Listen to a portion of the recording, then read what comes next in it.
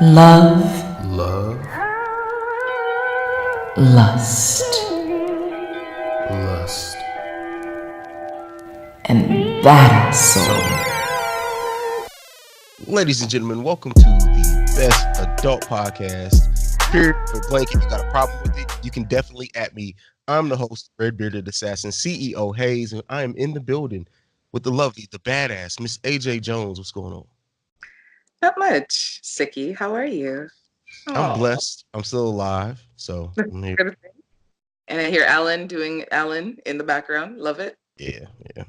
Thank God, though, I am dedicated to this podcast because I will not let sickness keep me from our wonderful lusties. So I'm here. I may sound a little nasally, but you know what? It's going to be all right. Yep. My lovely Miss Badass Jones. So yes, I am fighting through sickness, but we're gonna make it through it because I am amazing and this podcast is amazing. How's your week been, Miss AJ? You're just amazing all around. My week has been interesting. It's been it's been an interesting week. I think that's the best that I can put it at. I enjoyed the live that we did a couple of nights ago. That was pretty dope.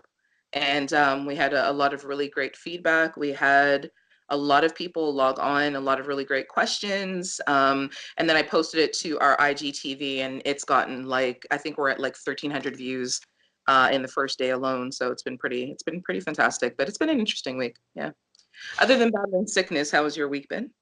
Oh, that's been good. I've been home most of the week because I have been battling death's door. Like I swear, like Death himself was standing over my bed just waiting for me to go. Like a couple days ago, he was waiting. He was like, "If this motherfucker coughs one more time, I'm taking him out." It's a wrap. Yeah. Oh But wow. but yeah, luckily I've made it through. I'm not dead yet, motherfuckers. I'm not dead yet. That's Um no. so we do have a quite a bit of topics to get to this week. It's gonna be a fun week. AJ, I'm gonna ask you to read this first question. Okay, so this is a question that was submitted by one of our listeners. My best friend of 20 years is married. And although we have always talked about everything going on with each other, I feel like there are certain conversations he should now be having with his wife.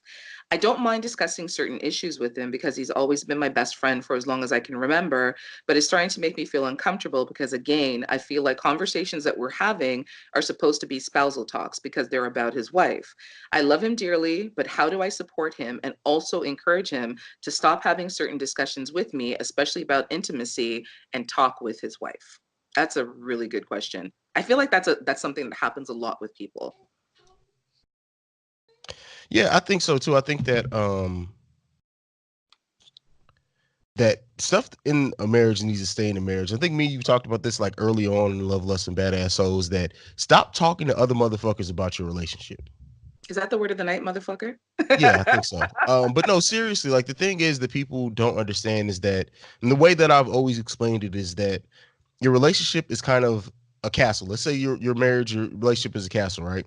Every time you let someone in on what's going on into your castle, you're letting down the drawbridge and you're welcoming somebody into your castle, which is your marriage. Now they can very well be there to help. They can have good intents and purposes, but completely fuck everything up. Stop letting people into your castle. Like if you want to go and seek advice or counseling or whatever, that's a different thing. But you have to stop talking to your friends about the inner workings of your relationship. At least in my opinion, I don't believe in that. I want to keep that completely separate and out the way. That's my opinion. I know it might be challenging, like especially in this situation because they've been long-term friends. So that's more like I almost feel it's more like a brother-sister relationship if I read it correctly. But even still, like you have to be upfront with him and just be straight with him. Like if you guys have been best friends forever and a day, then I mean honesty should be first and foremost in your friendship. And you just need to honestly say to him, like these kind of conversations are things that you should be talking about with your wife, like especially if it's about her. Because at the end of the day, like you can't as much as he can bounce things off of you to get feedback on how to fix certain things that are happening, she's the person that he actually has to fix it with. So instead of having like, a man in the middle kind of thing, why not just go directly to the source? It just kind of doesn't make sense. Just be honest with him and be upfront with him. Tell him that you love him. Tell him that you support him. You'll always be there to support him. But those particular types of conversations that are dealing specifically with his marriage and with his wife, he needs to be able to talk to her and have those conversations. So, one person to one person, they can work on fixing at it together instead of going, through a back door. I also think that objectively, because you've been friends with him longer than knowing her, there are some things that you may not be emotionally objective on, in which case, if they are in need of somebody as a third party to be involved, it can't be you. And it shouldn't be you. It should be someone who is unbiased and someone who's not going to take sides, someone who's just there to give effective and objective feedback. And that should be like a marriage counselor or a therapist, their pastor, whoever it is that they look to for guidance, or somebody that they can talk to. But just be upfront with him and just be honest and tell him that it's making you uncomfortable, because those are things that he should be discussing with her. It's just simple. At least Exactly. I think yeah. There you go. The next one. What's up with all these damn long ass questions? Go ahead and read this one. One of my followers, again, this is not Hay saying this. This is a listener submitted question. One of my followers, who is a very attractive man, messages me at least 4 days a week to pay a compliment. Asks me how I'm doing, and then wishes me a wonderful day or a wonderful weekend if it is the end of the work week.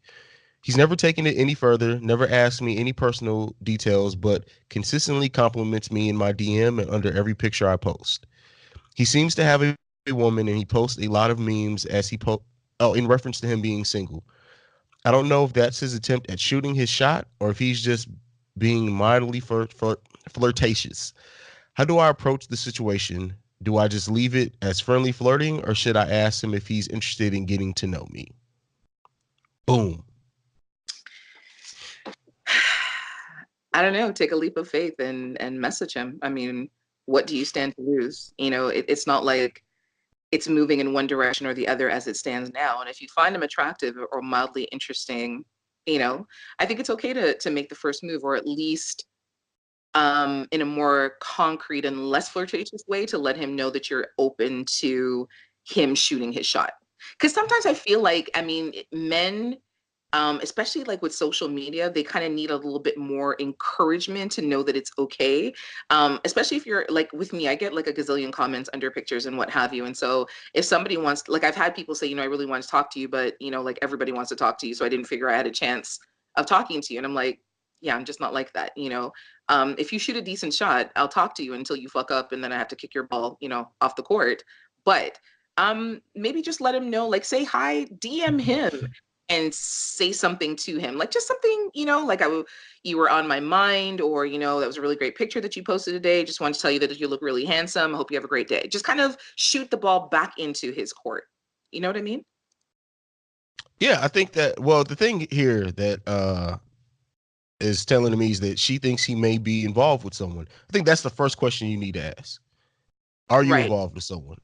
Now, depending on how his answer is to that, if he's not, then shoot your shot. Clearly you're interested. What you waiting for? Like, and then, if you guys are both single, don't always wait on the other person. If you're interested, make your interest known. I think people are so afraid to get shot down that it kind of frees them. You never know what you could be missing out on. You may have to initiate it.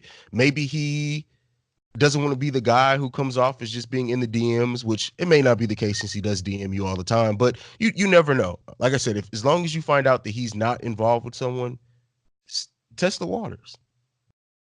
I find it strange that people are so afraid to approach people on social media, but they'll approach people in real life. You know what I mean? Like a guy will see a girl walking by and, whistle or call out to her or go up to her, whatever, but people won't message people or shoot their shot in the DMs, which is, I find very strange. I would think that that would be the safest place to do it, because if the person tells you no, then you just block them. And that's it. You don't have to be bothered with them anymore. You don't have to see them. You have to talk to them. Is that weird? I feel like that's weird. And we live in such a weird generation. Oh God. Well, Sorry. women always talk about men with rejection. Women are even more afraid of, like you just said it, because a woman will shoot their shot at a man, get shot down, and then block the dude. If a Right. dude does that, then it's a thing. Oh, he's a punk anyway. Like, you don't have to block somebody if you miss your shot. Like, I mean, Block them, bitch. Block them. Don't block them. Whatever. AJ, me and you rarely disagree. I don't understand the blocking, but hey, I mean, some people, whatever. You know why I would block personally? Yeah, it definitely is an ego thing. And yes, I would be hurt. I don't want to know that I shot my shot and then you like punked me. And then tutus, you're under my pictures commenting again, telling me how beautiful I am. No, fuck you. You said no. You don't get to come back and tell me That how doesn't cute stop I you am. from being beautiful. Like, I don't get care. that. You can't come to my page. You can't sit with us. Block, nigga, block. AJ, you need help. You know how many people you shot down and they haven't blocked you? Come on now. But we don't know that. And I don't generally, you know what? Unless you're an asshole, I don't shoot nobody down. Like really and truly. Like if you come at me in some kind of a dumb way, you know what I mean? Like, oh, your pussy looks fat in your bathing suit. How like you're definitely gonna get shot down. And then I'm gonna block you because you're just dumb.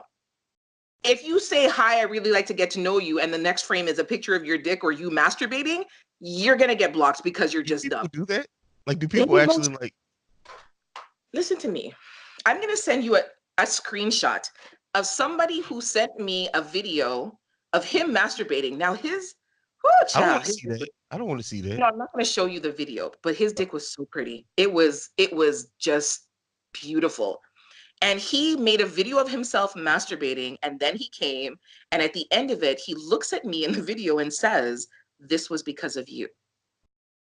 And I got all kinds of different feelings, but I couldn't accept the request to talk to him because that was his introduction. That was his hello. Like he's literally said, "Hi, beautiful." And then the next thing I saw was this video of him pleasing himself to whatever thoughts he was having about me. How do I accept you to talk to you? You can't message me because, yeah, that just doesn't fly. Like I'd fuck you and then what? Do you have a first name? Do you live somewhere? Do you live in a box on the street? Were you masturbating in a public bathroom? Like, you know what I mean? We're in a generation where people would sooner show their genitals than tell you their first blood clot name. I'm gonna understand that. I don't understand at all. At what point did we become a society of people they don't say, "Hi, my name is AJ. Hi, my name is CJ." They say, "Hi, good morning," and then CJ's beating off in the camera, and Ava's. No, don't say CJ. For once, let's not use my name as an example. I don't want anything.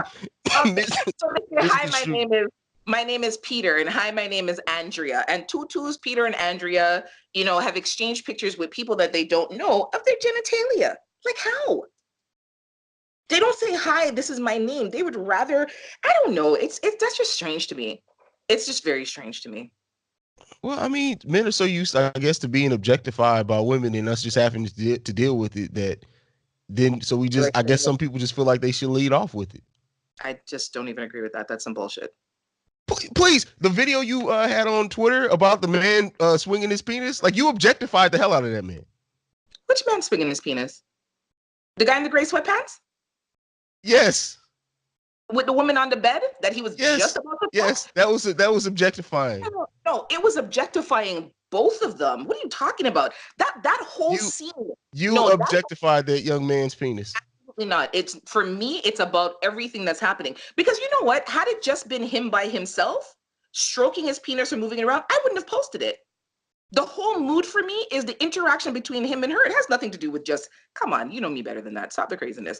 I've never posted a picture of a man's penis ever in my life. In all the years that I've had social. Huh? I didn't say you posted it. No, except that one dude that you clowned like a year ago. That was funny. I did post it. I posted that on my Twitter. But I'm saying, yeah, but no, that's what I'm saying. Like for me, it's the whole scene. It's the scene on a whole. It has nothing to do with just the guy singularly. I actually like the way that her body moves like a snake when she's rubbing against him. And in my mind, when I'm watching the video, aside from his dick, I'm thinking like, how is she moving her body like that? When you don't see her hands, like there's no kind of suspension. You don't see her knees. You don't see where her arch starts. Her body just moves so fluidly. So for me, it's a whole thing. I'm not objectifying. If I'm objectifying anybody, it's the couple. I don't objectify people like that because then I would be posting all kind of, other than my blog where I posted the sweatpants, but outside of that, that was purposeful. Mm-hmm. But I don't post stuff. Sure. Really? Okay. I posted a vagina 2 weeks before that. So am I objectifying vaginas? You're equal opportunity objectifier. You're a creep. Talk to me. Don't talk to me. Oh my God. I don't know how long it's been since I've told you don't talk to me, but like I'm over you for saying it. Don't Don't chat to me, please. Don't chat to me. We completely strayed off topic, but yeah, shoot your shot Yeah. and see what happens. Let him know that you're interested, and just go with it. Boom. All right. Well, the next question. If you're in the beginning stages of talking to someone and you see mutual online friends congratulating them on their new relationship, is it your job to bring that up to them, their job to tell you, or should you just tailor your involvement without saying anything? Um, so we did this mapping of this. We did a relationship mapping of the different stages of getting from meeting a person to being exclusive with a person.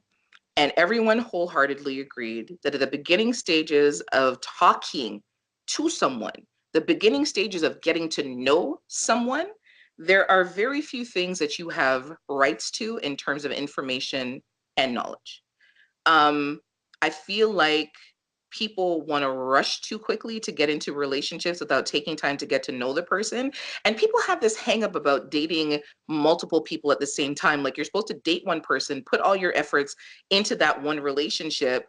There's no commitment. There's nothing, secured in terms of moving forward as a unit.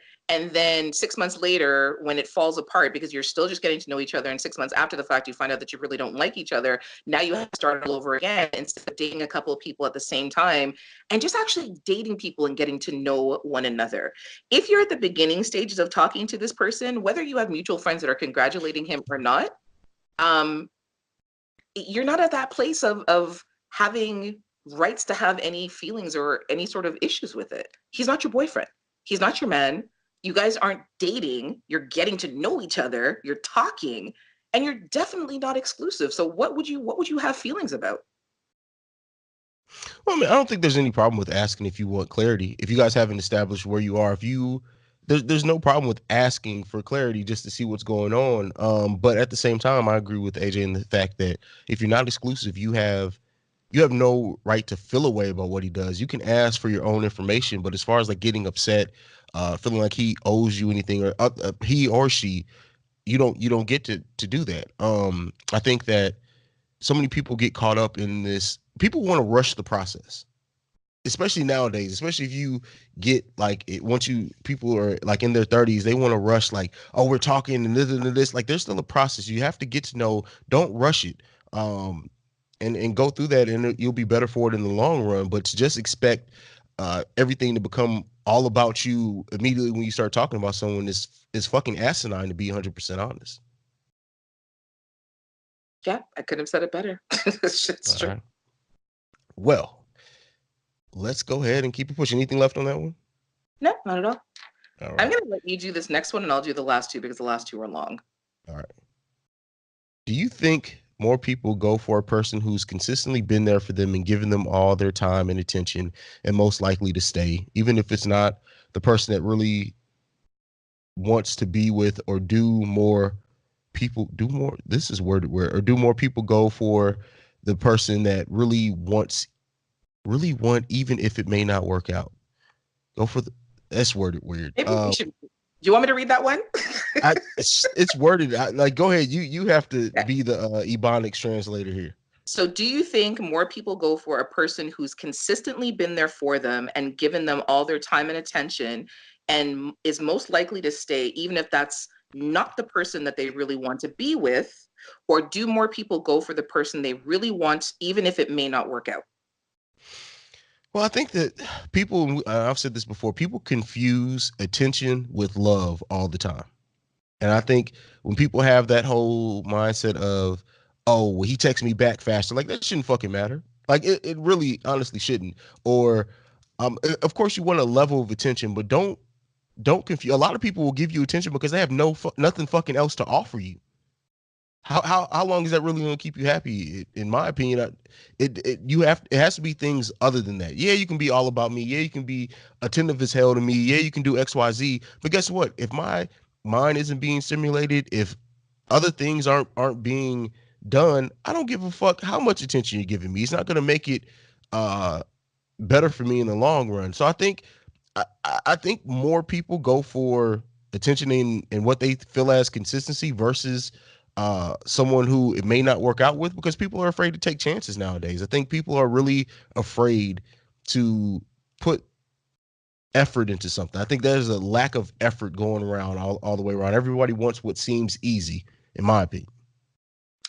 I I know a few men who got into relationships with women that they wouldn't otherwise have chosen for the simple fact that when they were down and out, these women are the women that supported them and that were there for them.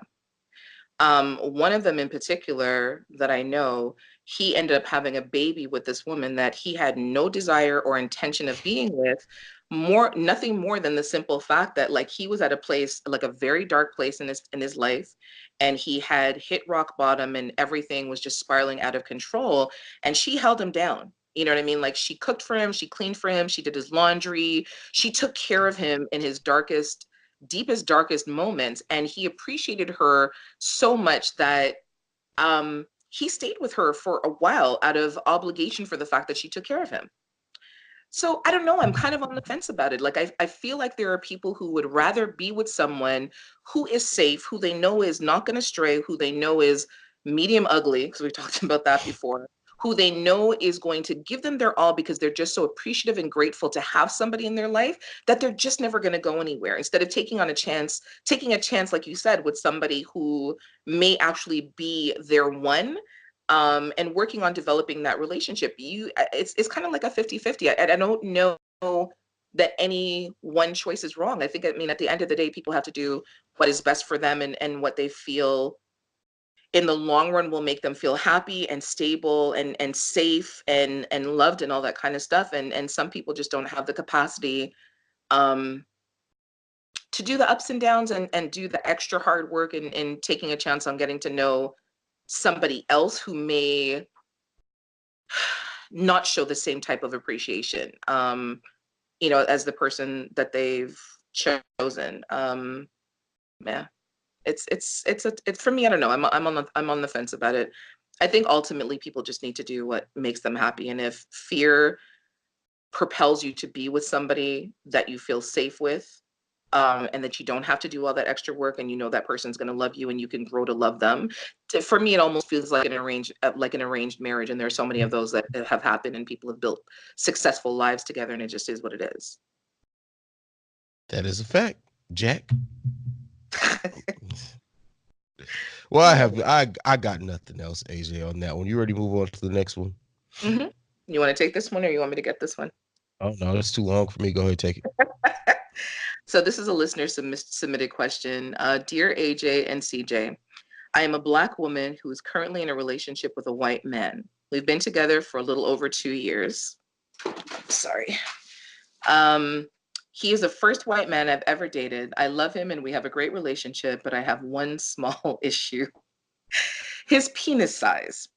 I never really gave it much thought when we first started dating because I really fell in love with his personality, but my pleasure is becoming an issue because I'm used to having more. We've tried countless positions, but nothing is really working. And at this point, because of his size. Now, don't get me wrong. He's a very handsome man and has a great physique. But compared to the Black men that I've been in relationships and had sex with, he literally falls short. Recently, I've had a conversation with someone about cuckold relationships. He isn't necessarily a submissive man, but I know he loves me dearly and he would do whatever it takes to make me happy. I'm thinking of how to suggest to him, oh Lord, to incorporate another man, a Black man, into our relationship as the bull to our relationship. How do you think is the best way to go about this? Thank you for your help, Sin. Do we have to jump right to another man? Can you guys get some toys? Like, have you guys not tried that? Like, what?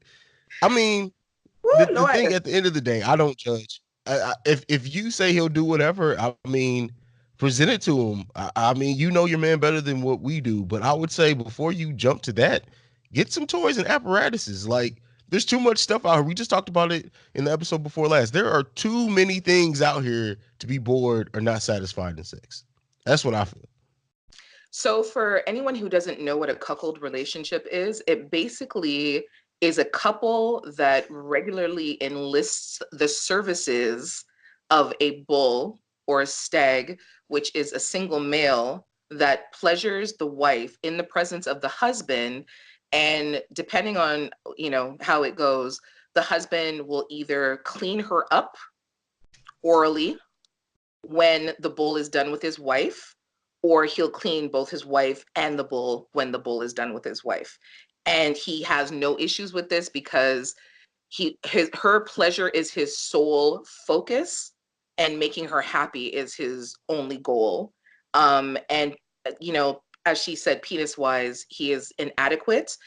So even while the bull is pleasing his wife, he will masturbate and watch them, and then clean up or help finish up in whatever way possible. So that is what being cuckold is.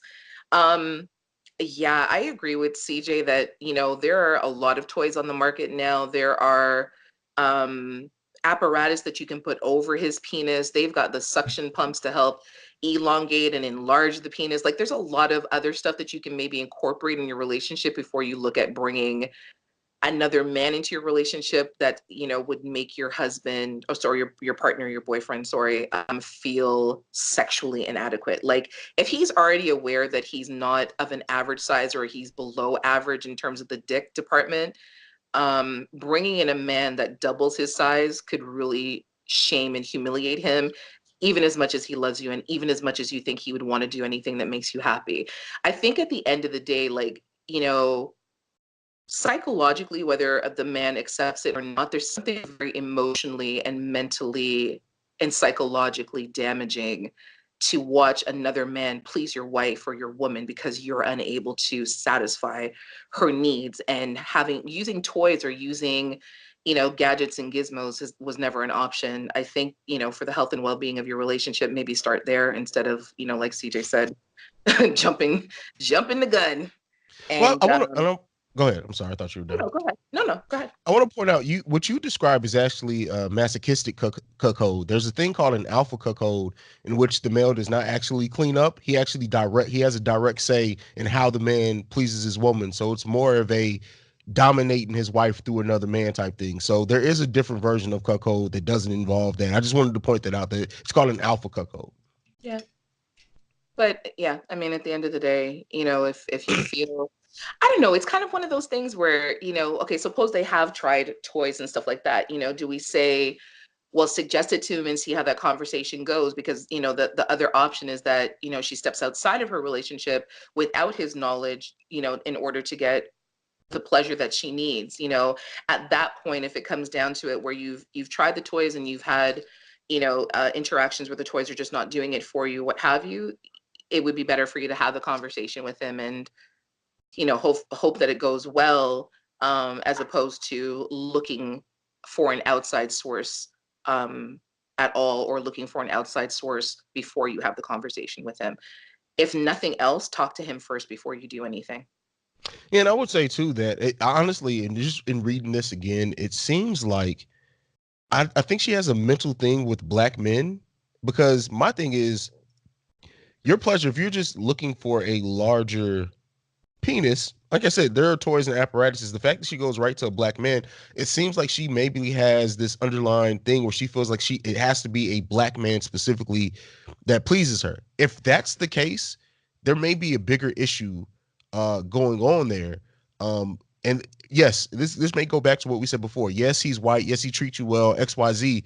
But you have to be honest with yourself. If there's something in you that you will not be satisfied with a white man and you just need a black man, maybe you need to really sit back and question yourself if this is really the long-term relationship that you want to be in.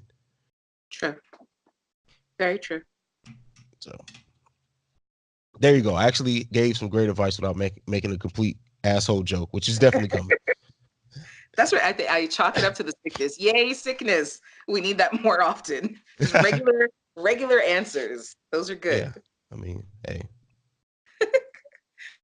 So what do you think? I got to ask you this, AJ. What do you think about people who find it uncomfortable to really talk about sexual topics with their significant other? And I mean, like, they either take it as a personal hit and they get offended, or they just really don't know how to talk about sex and their sexual desires. Like, I feel like it's too like again, we kind of talked about this last week. Stop having sex with people you can't talk to. But if the person is literally just uncomfortable about talking about sex, I feel that's a little bit different. What would your advice be in that situation? Yeah, I think that those are two different things. I think that a person who takes it as a personal attack, when you try to have discussions with them about the way that they sexually engage with you, that's a whole psychological issue in and of itself. And that might require counseling and I know people are really hesitant to go to counseling because it makes them feel like I feel like in 2019 we need to stop thinking that going to counseling makes something wrong with you, as opposed to going to counseling is helping you to be a better person, you know, to take a positive approach to it as opposed to something that's negative. It's like, if you have erectile dysfunction, are you just not going to fuck because your dick doesn't get hard? Nah, boss, you're going to go to your doctor, you're going to talk to somebody and say like, doc, my dick doesn't stand up, what can I do, you know? It's that same sort of thing. Like, you have to think about intimacy. Like in 2019, think about intimacy on a global scale and a global approach. Stop being so afraid to talk about shit. You know, it doesn't benefit you. It doesn't benefit the person. And the only way to get over that hurdle and to get the pleasure that you deserve, the pleasure that you want, the pleasure that you need, is to have those conversations and discussions with people. Take your fucking ego out of it. Nobody's here for that shit. You know, you've got guys who have big dicks, great dick, pretty looking dick, and can't fuck worth shit. But if you try to tell them, like, yo, you're mashing up my boom boom, can you just like ease up a little bit? Give me 6 inches of it instead of like the full 10. You know, give me some slow, long strokes. Don't butter bruise my uterus, please and thank you. Don't try to dislodge it or dislocate it. When time to talk to them, they want to get offended because they feel like, well, I've got a big dick. You can't be talking to me like this. It has nothing to do with it. Take your ego out of it. You're having sex with people, the person that you last had sex with is not the person that you're currently having sex with. There are different things that you need to pay attention to, because as much as I'm a woman and the next woman and the woman after me, we essentially all have the same sort of girl parts. We're not the same woman. We don't have the same erogenous zones. We don't think the same. We don't feel the same. Like, I can't feel her orgasms like she can't feel mine, right? How are you going to know that because you ate her pussy one way, that means it's going to work for me? That kind of, throw that bullshit out. We need to be having better sex. We need to be having good sex. We need to be having pleasurable and fulfilling sex. And the only way to do that is to have fucking conversation. Stop being afraid of talking. Lord. That is a fact. And stop taking like don't take it as a personal attack. Like I always kind of look at it this way: is that if someone's talking to you about better ways to please them, it's because they want you to be the one to please them. If they wanted someone else to be pleasing them, they would talk to that other person about it. So it's always productive. Like, of course, if they're not just coming to you like, yeah, you fucking suck. Like, if they're coming to you constructively, like, hey, I would like it better if you do it this way. If you did this, or can we try this? Those are conversations, especially within a couple, that you should be able to have to help make sure both of you guys are pleased. And I think the thing that people need to stop doing is feel like just because they're getting their rocks off or they're pleased, that automatically means that the other person is too. Oh my God, say that part again, please. Say that part again. No, like just for because real. just because you're getting your rocks off for pleased, that does not mean the other person is getting pleased also. And another thing that I want to point out too to women: stop thinking just because you make a man come, that means that they were pleased to the utmost. You can just rub your pinky on the underside of a penis to make it come. It doesn't mean that you're actually pleasing them. Stop thinking. And I think there's been this whole thing that women just think that, oh, a man just wants to he just wants to bust his nut. If he does, he's good. That's not fucking true at all. So there you go. I'm off my high horse. Yeah, no, no, that was good. That was very, very prudent. I quite like that. It was all right. Well, that's it. We are done for this week, Miss Jones. Yeah, sir. So, to tell the lovely people, because I know you cut me off earlier when I was trying to fill in the gaps when you were gone. We have a live event coming up. Oh my gosh, Saturday, May the 4th, CJ. Saturday, May the 4th, in the nation's capital, and I hope we don't get kicked out of Washington, District of Columbia, because I need to come to the States on a regular basis. So beg you, please, just be gentle. You You, might speak sir. that shit up. That's not happening. You are never going to be welcome back. Trump is going to be at the border. You specifically like, no, she cannot come back. No, but it's going to be a great event. We have a lot of great things planned for listener interaction. I promise you guys, it's going to be one of the best events you go to all year. That's a promise. There's going to be a lot of laughs shared there, a lot of confessions, maybe. It's going to be a great show. Alcohol is going to be poured. It's going to be great. So we have the event is being hosted by Tanisha, Queen Poison, who is the author of a book of poetry titled Naked. And then we have our two official sponsors, which is Erotic Boudoir, and we also have Vodkila, who has come on board and, as CJ said, is going to be there distributing alcohol. There's going to be, we're looking at creating a special drink. That we're looking at creating a special drink for the night, and like CJ said, it's going to be a lot of laughs, a lot of fun, a lot of fuckery, some games, and very candid. Let's say that. So Saturday, May the 4th, the tickets are live. There are a number of different ways that you can get to the tickets to purchase them. In either one of our stories, there's a swipe up link that will take you directly to our Eventbrite page. If you go to Love, Lust, and Badass Soul, our Instagram page, and you click on our link tree, there is a tab there that will take you directly to the Eventbrite page for to purchase tickets. And the same on my personal page at at badass_Jones. There's also a tab there that is a link tree. Once you click it, there's a tab that you can click on that will open to the Eventbrite page. So right now we're doing early bird sales. Tickets are $15, and that runs from now until April the 20th. And then after April the 20th, the tickets are going to go up to $20. So get your tickets early. Thank you to everyone so far who has purchased tickets. We're looking forward to seeing you. I know there's a lot of buzz about us coming to the nation's capital to do the show. And I'm personally nervous and excited. Right now, I'm a little bit more nervous than excited, but when I want to spliff and now everything gravy. It's going to be a great event. No need to be nervous. I'm going to be there in my rare form. So it's going to be a great event. How's it a rare form? That's just going to be you. You're just going to be, Oh, no. You have not seen it. I'm going to be in rare form. How? You're coming in gray sweatpants with nothing on underneath. Rare form, people. Just be there. Well, outside of all of that, you can find us on our social media platforms on Twitter and Instagram at LoveLustMBAS. If you wanted to email us any questions, comments, discussion topics, follow-up discussions, what have you, you can email us at LoveLustMBAS, all one word, at yahoo.com. You can find me on my social media platforms, Instagram at badass_Jones_ and at JonesKidJ1. And you can find us on the Breaks Media website, which is thebreaksmedianetwork.com. Is that right? Yes, that's right. Look at you. You're getting better. Now if you just could only remember the phone number. No, I don't want to remember the phone number because I feel like when I say the phone number, it's my personal phone number and it's not. And people need to stop calling the line. I'm going to make a sign for our live event that says, this is not my personal number. Stop calling the blood clot business line. Beg you, please. They all want that Jones. They want the Joneses. Well, they need to not. They can't. That phone number is, though, it's 614-547-2039. You can also follow me at CEO Hayes at CEOHAIZ to the motherfucking E. Motherfucker is the word of the day. We can't use that in our title, though. Censorship is a bitch. It really is. Isn't it? It really is. iTunes, bitches. Oh, we forgot to mention that you can find our podcast episodes on iTunes, iHeartRadio, Stitcher, Spreaker, Spotify, Anchor, and Urban Mogul Life. I believe that's it.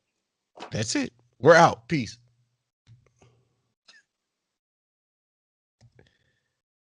That was fun. We're still recording the call. Are you going to cut it off? I got to stop that.